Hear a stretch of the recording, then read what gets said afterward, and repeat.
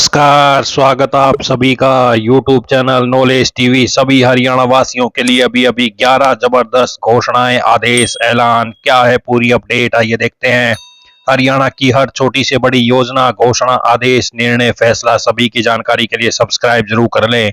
तो चलिए देखते हैं अभी अभी 11 बड़ी घोषणा, आदेश, ऐलान। पहली बड़ी घोषणा, हरियाणा में प्रॉपर्टी रजिस्ट्रेशन कराने वालों के लिए सरकार ने नई व्यवस्था लागू कर दी है। अब तहसील और उपमंडल स्तर के प्रत्येक पंजीकरण कार्यालय में प्रतिदिन अधिकतम 20 अपॉइंटमेंट यानी टोकन ही जारी किए जाएंगे। यह रैंडम टोकन सिस्टम 2 जुलाई 2026 से पूरे प्रदेश में लागू हो गया है। सरकार का दावा है कि इससे रजिस्ट्रेशन प्रक्रिया तेज, पारदर्शी और नागरिकों के लिए अधिक सुविधाजनक होगी। राजस्व एवं आपदा प्रबंधन विभाग के वित्त आयुक्त ने सभी उपायुक्तों को नई व्यवस्था का सख्ती से पालन करने के निर्देश दिए हैं। तो जिला मुख्यालय की प्रत्येक तहसील में रोज सिर्फ 20 रैंडम टोकन जारी होंगे। उपमंडल स्तर के उप पंजीक कार्यालयों में भी 20 टोकन प्रतिदिन मिलेंगे।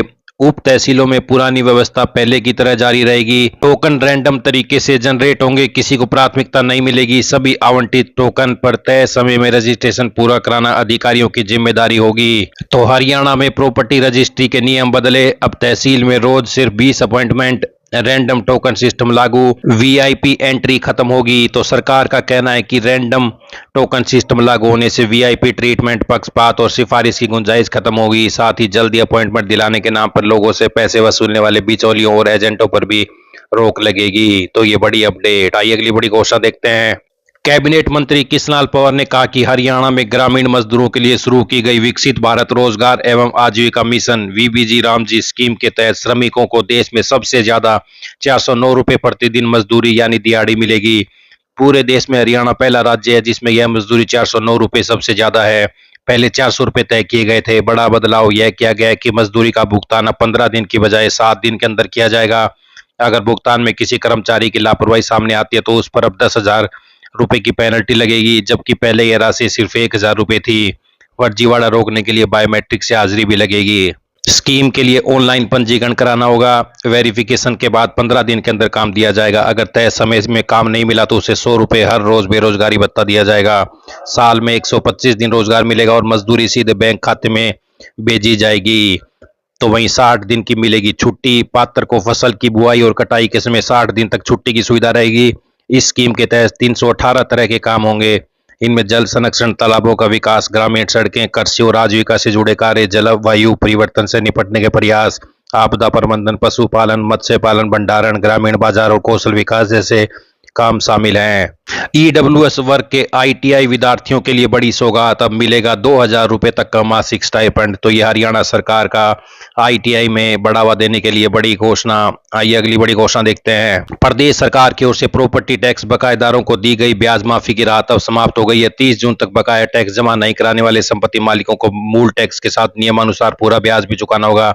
इसके साथ ही नगर निकायों ने टैक्स वसूली अभियान तेज कर दिया और करीब 1800 बड़े बकायेदारों की पहचान कर उनके खिलाफ कार्रवाई की तैयारी शुरू कर दी है। सरकार ने लंबित प्रॉपर्टी टैक्स की वसूली बढ़ाने और लोगों को राहत देने के उद्देश्य से ब्याज माफी योजना लागू की थी। इस योजना के तहत 30 जून तक बिना ब्याज के बकाया टैक्स जमा करने का मौका दिया गया था। अब योजना की अवधि समाप्त होने के बाद 1 जुलाई से सभी लंबित बकाया दरों पर दोबारा नियमानुसार ब्याज लगाना शुरू हो गया है। आइए अगली बड़ी घोषणा देखते हैं। श्रम एवं रोजगार मंत्रालय ने ईपीएफ से जुड़े नियमों में बड़ा बदलाव किया है। नई ईपीएफ योजना 2026 के अनुसार 12% पीएफ अंशदान सिर्फ 15,000 रुपए प्रति महीने की वेतन सीमा तक ही अनिवार्य है। इस सीमा पर बनने वाले 1,800 रुपए से अधिक का अंशदान पूरी तरह स्वैच्छिक होगा। इससे कर्मचारियों को अधिकार मिलेगा कि वे वेतन का कितना हिस्सा अपने पीएफ खाते में जमा करना चाहते हैं। अब तक व्यवस्था यह थी कि कर्मचारी और नियोक्ता दोनों वास्तविक मूल वेतन के आधार पर 12% अंशदान करते थे, भले ही वेतन 15,000 से अधिक क्यों न हो। नई योजना में स्पष्ट किया गया कि कर्मचारी और नियोक्ता दोनों के लिए अनिवार्य अंशदान 1,800 रुपए तक सीमित रहेगा। इससे अधिक वेतन पर अंशदान करना अब दोनों पक्षों की सहमति पर निर्भर करेगा। तो ये बड़ी अपडेट। ईपीएफ में 1,800 रुपए से अधिक अंशदान वैकल्पिक। आइए अगली बड़ी घोषणा देखते हैं। हरियाणा में अग्निपथ योजना के तहत भारतीय सेना की भर्ती रैलियों का आयोजन किया जाएगा। भर्ती रैलियां 20 से 27 जुलाई तक 4 चरणों में आयोजित की जाएंगी। अंबाला स्थित जोनल भर्ती कार्यालय के उप महानिदेशक ने बताया कि पहली भर्ती रैली 20 से 27 जुलाई रोहतक में आयोजित की जाएगी, जिसमें झज्जर, पानीपत, रोहतक और सोनीपत जिलों के अभ्यर्थी भाग लेंगे। दूसरी रैली 2 से 18 सितंबर तक भिवानी में आयोजित की जाएगी, जिसमें भिवानी, चरखी दादरी, महेंद्रगढ़ और रेवाड़ी जिलों के अभ्यर्थी शामिल होंगे। तीसरी रैली 12 से 25 अक्टूबर तक अंबाला में आयोजित होगी। अंतिम चरण की भर्ती रैली जनवरी से मार्च 2027 के बीच हिसार में आयोजित की जाएगी, जिसमें हिसार, हांसी, जींद, फतेहाबाद और सिरसा जिले के अभ्यर्थी शामिल होंगे।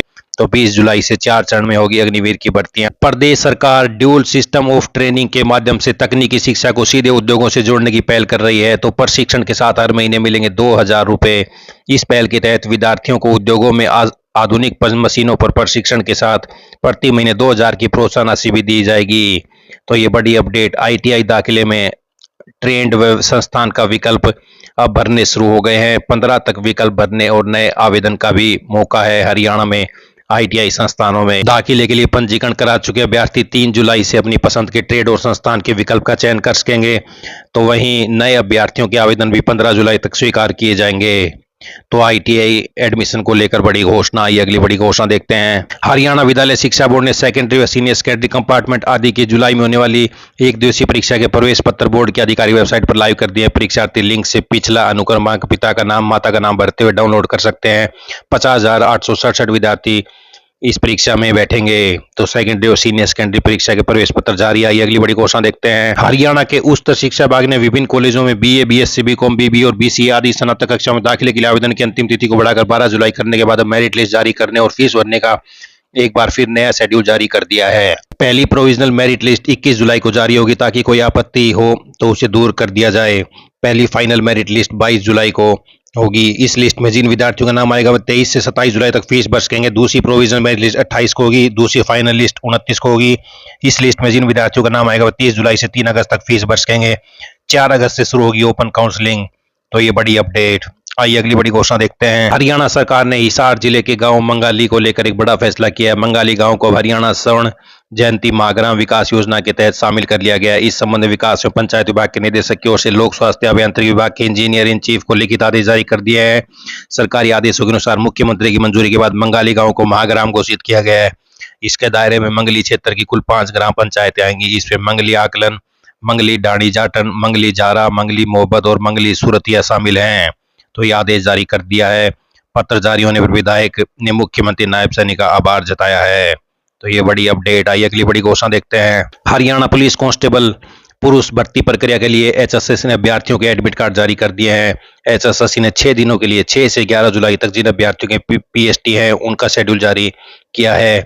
अब विद्यार्थी अपने एडमिट कार्ड डाउनलोड करके पता कर पाएंगे कि उनका फिजिकल किस डेट और बैच में होगा। इसके अलावा प्रतिदिन 2-2 बैच में अभ्यर्थियों को फिजिकल के लिए बुलाया गया है। केवल उन्हीं अभ्यर्थियों को मौका दिया गया जो PMT पास कर चुके हैं, उन्हीं को फिजिकल के लिए बुलाया गया है। तो ये आप देख सकते हैं शेड्यूल रजिस्ट्रेशन नंबर के अनुसार। तो ये सभी हरियाणा वासियों के लिए बड़ी खबरें, घोषणा, आदेश, ऐलान, पल पल की अपडेट मिलती रहेगी। सब्सक्राइब जरूर कर लें। बहुत बहुत धन्यवाद।